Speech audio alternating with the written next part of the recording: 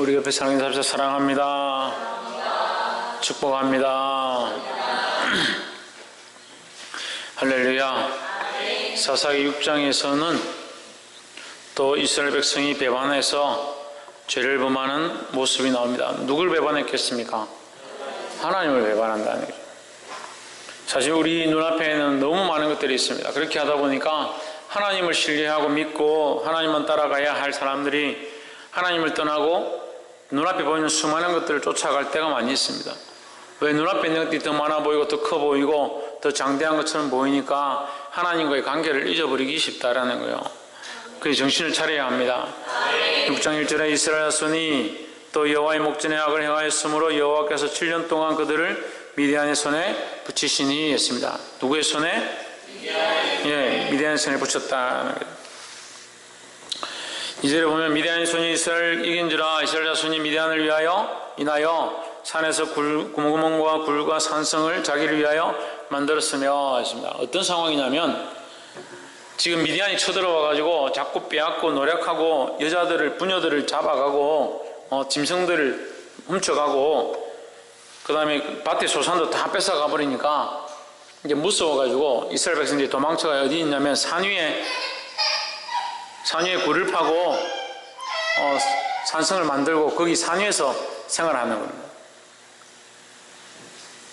네, 그런 상황이 되니까 정말 그들이 힘들죠. 그래서 여기 보면 자기들을 위하여라고 한 것은 미디안을 위한 것이 아니라 이스라엘 자신들의 보호를 위하여 도망침을 위하여 만들어 놓은 것이다 라는 거죠. 그 사전에 보면 진을 치고 가사에 이르도록 토지 소산을 멸하여 이스라엘 가운데 식물을 남겨두지 아니하며 양이나 소나 나귀도 남기지 아니하니 했습니다. 이거 다 훔쳐가 버렸다. 다 뺏어가 버려. 다 탈취해 가 버렸다. 그러니까 얼마나 힘든지 먹고 살기가 힘드니까 6절에 이스라엘의 미디안을 인하여 미약함이 심한지라 이에 이스라엘 자손이 여호와께 부르짖었더라 했습니다. 그들이 너무 힘드니까 하나님께 부르짖어 기도하기 시작합니다. 10절에 하나님께서 응답하시니 뭐라고 하느냐? 내가 또 너희에게 이르기를 나는 너희 하나님 여호와니 너희에 거하는 아모리 사람의 땅의 신들을 두려워 말라 하였으나 너희가 내 목소리를 청종치 아니하였느니라 했습니다.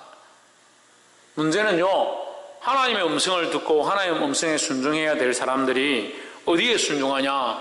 세상에 순종하고 땅의 신들을 두려워하다 보니까 하나님을 떠나기 시작하는 거예요. 우리는 어디에 귀가 밝아야 되냐? 하나님의 음성에 귀가 밝아야 합니다. 세상에 귀가 밝고 세상을 두려워하고 세상의 신들을 두려워하면 하나님을 떠날 수밖에 없게 된다는 거예요. 그래서 하나님을 바라보기를 주의 이름으로 축복합니다.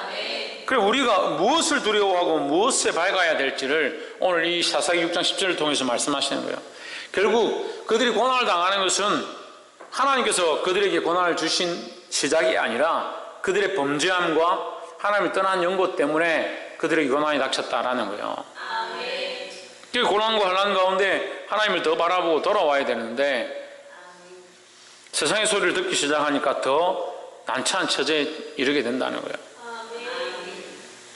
그럼 회복하면 어디에 있는 겁니까? 하나님께로 돌아와서 하나님의 음성을 듣는 겁니다. 들으시길 소망합니다. 11절에 여호와의 사자가 아비에셀 사람 요아스에게 속한 오보라에 이르러 상수리 나무 아래 앉으니라. 마침 요아스의 아들 기드온이 미디안 사람에게 알리지 아니하려 하여 들키지 않으려 하여 이렇게 하는 게 우리가 이해하기 쉽습니다. 들키지 않으려고 포도주나 뭘 이렇게 할 때 들키면 이렇게 빼앗기니까 숨어서 몰래 할 때에 이렇게 하는 것이 이제 현대식 풀이가 되겠죠. 현대식으로 얘기하면 숨어서 몰래 포도주 틀을 타작하더니 포도주를 걷어가지고 짜서 음료를 만든다든지 이렇게 하려고 타작을 시작했다. 몰래 할 때 12절 여호와의 사자가 기드온에게 나타나 이르되 큰 용사의 여호와께서 너와 함께 계시도다 했습니다. 누가 나타났느냐? 여호와의 사자가 나타났습니다. 나타나서 그에게 큰 용사여 하고 네가 일어나서 저들을 쳐라. 가서 네가 싸워서 이겨라. 14절 보십시오. 여호와께서 그를 돌아보아 가라사대 너는 이 내 힘을 의지하고 가서 이스라엘을 미디안의 손에서 구원하라. 내가 너를 보낸 것이 아니냐 했습니다. 본문을 잘 봐야 되는데요. 너희 힘으로 이스라엘 미디안의 손에서 구원하라라는 것이 주체가 아니고요. 내가 너를 보낸 것이 아니냐, 이게 주체입니다. 그러니까 시작이 어디 있냐면 하나님이 보내셨기 때문에 너희 힘으로 가서 싸우라는 거예요. 그래서 우리가 우리 힘으로 우리에게 주신 것들 가지고 우리에게 주신 재물을 가지고 살아갈 때 내 힘으로 나의 방법으로 내 식으로 내 주관으로 하려고 하다가 망하는 경우가 많다는 거예요. 어디에 있냐면 그것이 하나님께로부터 왔음에 대한 인식들이 반드시 있어야 된다는 거예요. 하나님께서 우리에게 주셔서 우리에게 있고, 재물도 하나님 주셔서 있고, 우리 삶도 하나님 주셔서 있고, 우리 호흡도 하나님 주셔서 있고, 우리 시간도 하나님 주셔서 있음을 인정할 때에 이게 내가 싸우고 내가 일하고 내가 수고하지만 이것은 내게로부터 시작되는 것이 아니라 하나님께로부터 온 것임을 기억해야 돼. 할렐루야. 그래서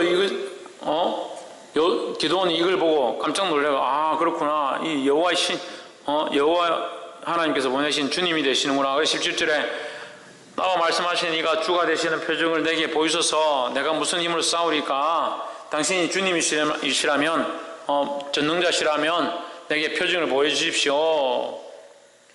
그럼 잠시만 기다려 주십시오. 내가 만약에 주님이시라면 제가 일단 대접을 해야 되니까 가서 음식을 준비해 오겠습니다. 19절 보면 기도원이 가서 염소 새끼 하나를 준비하고 가루 한 에바와 무교전병을 만들고 고기를 솥구리에 담고 국을 양푼에 담아서 상수리 아래 그에게로 가져다가 들이매 가져왔습니다. 가져와가지고 이제 음식을 대접하려 하는 거예요. 20절 하나님의 사자가 그에게 이르되 고기와 무교전병을 가져 이 반석 위에 두고 그 위에 국을 쏟으라. 기도원이 그대로 하니 했습니다. 그럼 주의 사자는 먹는 것에 집중하는 것이 아니에요. 먹는 것에 관심이 있는 게 아니에요. 그러니까 결국 대접했지만 대접은 받은 것이고 그걸 먹는 것에 중점이 있는 게 아니다 하는 거죠. 그래서 국을 바위에 쏟았습니다. 구육을 바위에 쏟았다는 것은 이제 뒤에 나오면 21절에 보시면 여호와의 사자가 손에 잡은 지팡이를 끝을 내밀어 고기와 무교전병을 대매 불이 반석에 나와 고기와 무교전병을 살랐고 여호와의 사자는 떠나서 보이지 아니하더라 했습니다. 지팡이를 대니까 어떻게 됐다? 불이 났다. 불이 나서 다 타버렸다는 거예요. 그런데 이것은 앞에 국을 부은 장면과 연결됩니다. 국을 부었다는 것은 결국 여기는 우연히 불이 날 수 없는 상황이라는 것을 다시 적시시켜 주는 거죠. 이와 비슷한 장면이 엘리야가 갈멜산에서 하나님 앞에 기도할 때 여호와의 불이 내린 장면입니다. 물을 부었습니다. 물을 부어서 두세 씨가 이렇게 지나갈 만한 그런 도랑을 용납할 도랑을 만들고 거기 물을 부어서 물이 차고 흘러 넘쳐서 도랑이 가득하게 되었다. 불이 안 날 수밖에 없는, 날 수가 없는 그런 상황임을 자연적인 불이 아니라는 사실을 분명하게 보여주고 있습니다. 그럼 왜 불이 자연적인 것이 아니라는 것을 보여주시냐? 그 불은 하나님의 권능의 불이다라는 거죠. 또한 이 불이 나서 고기와 전병을 태우는 것은 그의 드림에 대한 응답이다라는 거예요. 기도원이 드린 것을 하나님 받으셨다라는 것을 보여주는 겁니다. 결국 하나님이 받으셨고 하나님의 역사임을 가르쳐 주는 거죠. 24절에 기도원이 여호와를 위하여 거기서 단을 쌓고 이름을 여호와 살롬이라 하였더라. 그것이 오늘까지 아비에셀 사람에게 속한 오보라에 있더라 했습니다. 이런 말씀을 왜 기록하느냐? 아비에셀 사람 속한 오보라에 있더라. 어디까지? 오늘날까지. 왜 이것을 기록하느냐? 그 여호와 샬롬의 하나님, 여호와의 평강의 하나님, 지금 고난과 환난이 닥치고 그들을 빼앗아가고 탈취하는 그런 궁핍하고 힘든 가운데서 그 가운데에서도 하나님은 살아계셔서 우리에게 평안을 주시기 원하고 평강을 주시기 원한다. 그 하나님을 의지하면 살아계신 하나님 앞에 참된 평강이 있다라는 것을 가르쳐 주시는 거죠. 그게 여호와 샬롬입니다. 근데 여기 뒤에 말이 뭐냐? 오늘날까지 있다. 오늘날까지 있다. 하나님의 살아계심은 그때 살아계셨고 그때 기도원에게 잠시 나타나는 것이 아니라 그 하나님의 평강은 그 하나님을 찾는 모든 사람에게 지금도 여전히 살아계심을 가르쳐 주시는 거예요. 그러니까 그 하나님을 신뢰하고 그 믿으며 나아가면 그 하나님 안에서 평강을 누릴 수 있는 겁니다. 할렐루야. 그래서 하나님 주시는 참된 평강을 누리기를 주의 이름으로 축복합니다. 옆에서 한번 보십시오. 하나님 주시는 참된 평강을 누립시다. 왜 하나님 주신 참된 평강을 못 누리겠습니까? 왜 하나님 주신 참된 평강을 못 누릴 것 같아요? 세상의 소리에 기울이고 세상이 더 커 보이고 세상이 더 두려우면 하나님 주신 평강을 누릴 수가 없는 거예요. 이스라엘 백성이 왜 지금 고난 가운데 있는가? 왜 핍박 가운데 있는가? 왜 빼앗기는 탈취당하는 상황 가운데 있는가? 하나님 앞에 믿음을 왜 잃어버리는가? 하나님과의 관계가 왜 쪼개지는가? 자기를 점검해 봐야 되는 거예요.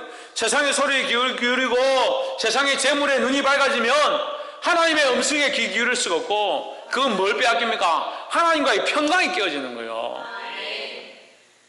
이것을 회복하기를 주의 이름으로 축복합니다. 28절에 성읍 사람들이 아침 일찍 일어나 본즉 바알의 산이 해파되었으며 단 곁에 아세라가 찍혔고 새로 쌓은 단 위에 그 둘째 수소를 드렸는지라 했습니다. 25절을 한번 보시죠. 이날 밤에 여호와께서 기드온에게 이르시되 내 아비의 수소 곧 출련된 둘째 수소를 취하고 내 아비에게 있는 바알의 단을 헐며 단 곁에 아세라 상을 찍고 했습니다. 출련된 둘째 수소, 내 아비에게 있는 둘째 수소. 그럼 다른 데 있는 게 아니고 네 아비에게 있는 것. 그러니까 네 아비에게로부터 흘러나온 것, 네 아비에게 속해 있는 것이란 뜻이에요. 그럼 이거 뭡니까? 네 집안에 폐역한 것, 네 집안에 썩어 있는 것, 거기서 뭘 뽑아? 수소를 뽑아 하나님 앞에 드려라 하는 거죠. 그럼 뭔 말입니까? 너희 집안에 폐역한 것을 먼저 정결케 해야 기도원 네가 하나님의 용사로 쓰임받을 수 있다라는 거죠. 그냥 부르셔도 그냥 쓰는 게 아니에요. 하나님 사람을 세워지려면 정결케 함과 거룩케 함과 하나님 앞에 세워짐이 있어야 되는 거예요. 그게 뭐라고 하냐? 네 아버지의 집에 있는 수소를 뽑아와라, 가져와라. 그러니까 우리가 하나님 앞에 바르게 서려면 내가 믿음으로 서고 정신을 차리기 시작하면 뭘 해야 되냐? 우리 집안에 잘못되어 있는 것, 죄로 가득해 있는 것, 하나님이 버리지 못한 것, 그것부터 뽑아야 되는 거예요. 할렐루야. 근데 7년 된 둘째 수소를 끌어오고 했습니다. 제가 볼 때 기드온은 제법 잘 사는 집안이에요. 왜냐하면 지금 대부분 이스라엘 백성이 어디 있어요? 산에 올라 도망쳐가지고 굴 파고 있는데 지금 이 기드온 집안은 뭐합니까? 수소가 뭐 첫째니 둘째니 수소가 있고, 아까는 또 숨어서 포도주 틀을 짤 만큼 그런 어떤 기업의 어떤 풍성함들이 나름대로 있는 집안이라는 거죠. 근데 둘째 수소를 끌어오고 있습니다. 소가 좀 있는 집안 같은데 둘째가 어느 건지 셋째가 어느 건지 어떻게 합니까? 소가 2마리밖에 없었을까? 2마리밖에 없었으면 둘째 수소겠죠. 근데 번역상에 우리가 볼 것은 이것이 둘째 수소로 보는 것보다는 2마리 수소라고 보는 것이 옳습니다. 그래서 2마리 수소를 끌어오고, 네가 7년 된 2마리 수소를 끌어오고, 소의 첫째 둘째가 어디 있습니까? 이 둘째 수소라는 게 좀 의미가 좀 맞지 않아요. 그래서 2마리, 이 원어적인 본문을 보면 2개의 수소다, 이게 복수로 되어 있습니다. 그래서 2개의 수소로 보는 게 맞습니다. 2개의 수소면 네가 2마리 수소를 끌고 와라. 그럼 2마리 수소는 어디에 쓰겠습니까? 2마리 수소를 드리라는 거죠. 1마리 수소는 어디에 쓰겠습니까? 예, 자기 아버지 집과 자기 가정과 자기를 위해 쓰는 거죠. 예, 또 하나는 어디 쓰겠습니까? 그렇죠. 할렐루야. 우리 성도는 지혜롭네. 이스라엘 백성을 위해 쓰는 거예요.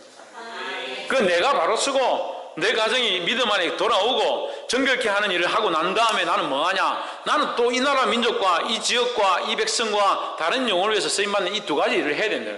반드시 우리가 해야 될 일은 뭐냐? 자기를 정결케 하게 하고 난 다음에 다른 영혼을 돌아보는 일을 우리가 해야 되는 거예요.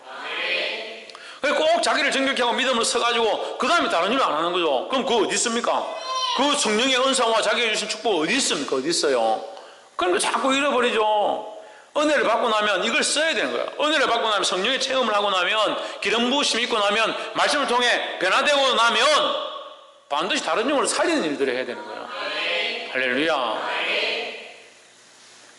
둘째 수술, 2마리 수술을 끌고 오고 내 아비에게 있는 바알의 제단을 헐며 그 곁에 아세라의 상을 찍고, 여기 바알의 단이 있다가 바알도 있고 그 옆에 뭐가 있다고요? 아세라도 있다. 이 바알과 아세라는 부부입니다. 부부. 그러니까 우상을 만드는데, 제가 우상이 음란하다 했죠? 이게 부부를 만드는 거예요. 그래서 이게 음양을 하는 거죠. 그래서 바알은 남자고 아세라는 여자다. 그래서 농경을 하는데 남자와 여자가 이렇게 잘 돼야 그래 이게 농사 잘 된다. 전부 그런 거예요. 뭐 태양신 갖다가 갖다 놓는 거. 우상 숭배들이 다 그래요. 그 바알과 아세라를 같이 있는 거예요. 짝으로 했어요. 그 바칠 때도 남자 여자 갖다 바치고 엄란하게 거기서 더러운 짓들을 행하고. 그 세상 종교들 보면 다 이게 엄란해요. 결국 이 엄란해 보이지는 않지만 숨겨져 있지만 엄란하게 되어 있습니다. 보게 되기를 소망합니다. 그게 사람이 만든 게 아니라 결국 악한 것들이 작용하기 때문에 엄란할 수밖에 없어요. 그 육체의 쾌락을 쫓아가고 세상의 소망을 두고 지옥 백성이 되어지는 게 그게 연결되는 거예요. 다 그렇게 가는 거예요.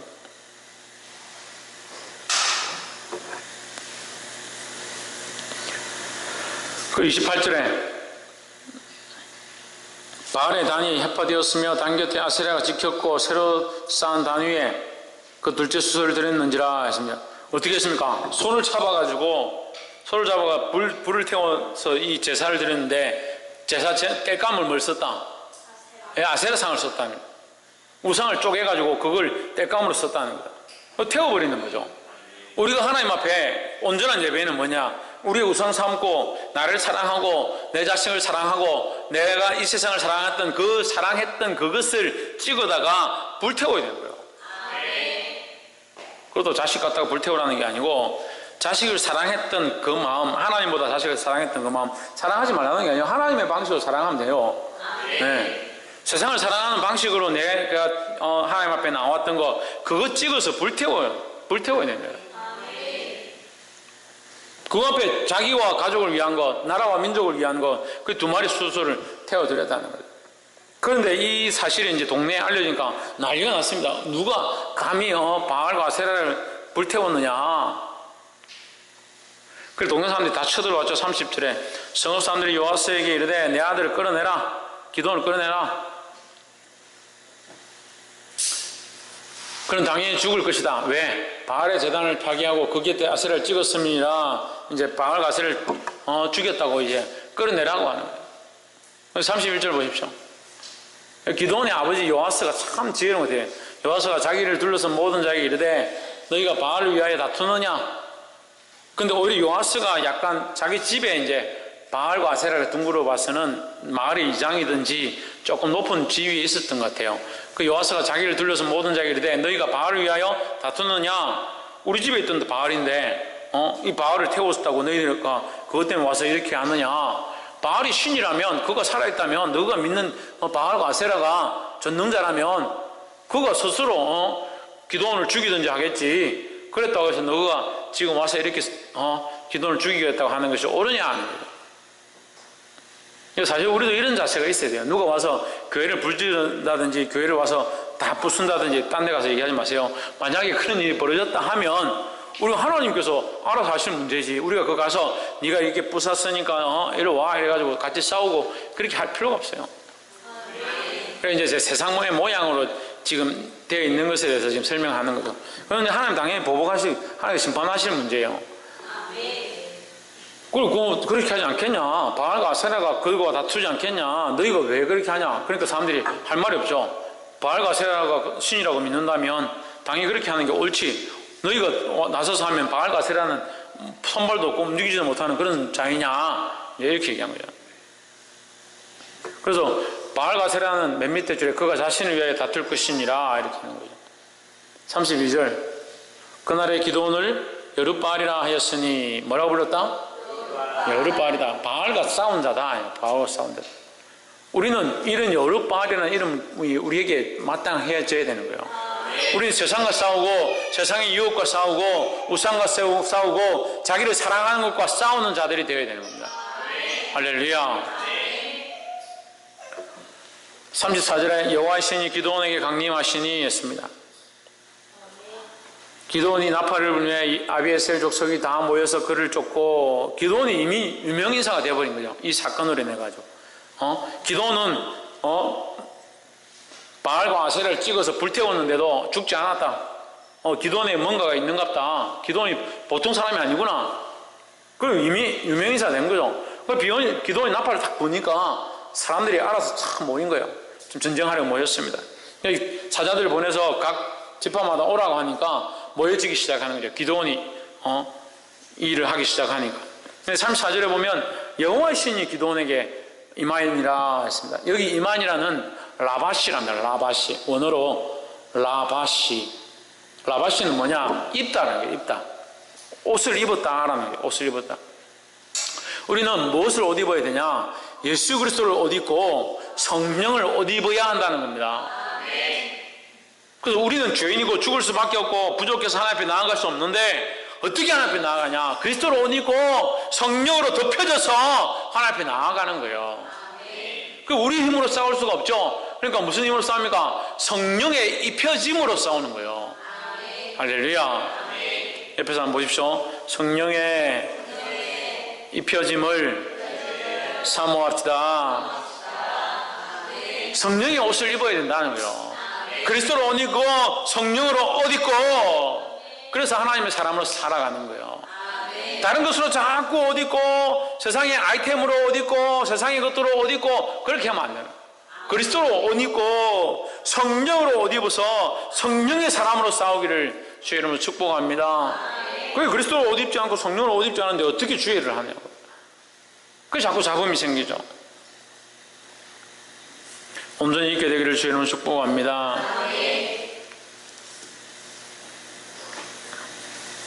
말씀 맺겠습니다. 오늘 우리가 세 가지를 했는데 물론 36절, 37절 이렇게 뒤에 보면 37절 한번 보십시오. 보소서 내가 양털 한 뭉치를 타작마당에 두리니 이슬이 양털에만 있고 사면 땅은 마르면 주께서 이미 말씀하신 같이 내 손으로 이스라엘을 구원하실 줄 내가 알겠나이다 하였더라 했습니다. 이 뒷부분에 나오는 36절부터 40절의 모습은 기도원의 참 연약한 모습이죠. 그 성령으로 덮여졌지만 그 연약한 인간의 본성이 아직 살아있는 거예요. 그러니까 이거 내가 어떻게 저 군사들이 보니까 막 메뚜기같이 많이 모였는데 저걸 어떻게 치겠냐 그 걱정이 되니까 우리를 보내시는 게 확실하면 한 가지만 제가 청이 있습니다. 마당에 양털을 둘 테니까 자고 일어나면 양털에만 이슬이 내리게 해주십시오. 그 다음날 일어나서 양털을 보니까 정말 이슬이 하나도 안 내리는데 양털을 짜서 그릇에 짜보니까 물이 한 컵 될 만큼 그릇이 가득 이렇게 젖었다는 거예요. 그래 놓고 또 불안하니까 38절 가가지고 또 주여 그래도 한 번만 더 용납해 주십시오 하면서 이번에는 양털이 있지만 양털은 마르고 이게 땅만 그 주위 땅만 적게 해 주십시오. 그래 그 다음날 가보니까 양털을 짜도 물 한 방울 안 넣고 땅만 젖었더라. 참 우리 인간의 연약함들 보이는 거예요. 보게 되길 소망합니다. 첫 번째 뭐였습니까? 왜 하나님의 음성에 귀 기울여야 된다는 거야. 하나님의 음성에 귀 기울이려면 세상의 소리에 민감하지 말아야 된다는 거예요. 세상의 소리에 귀 기울이면 안 된다는 거예요. 세상에 귀 막고 유혹에 귀 막고 유혹에 눈 감고 그래야 하나님의 음성을 듣기 시작하고 하나님의 뜻을 볼 수 있다는 거예요. 두 번째는 뭐였습니까?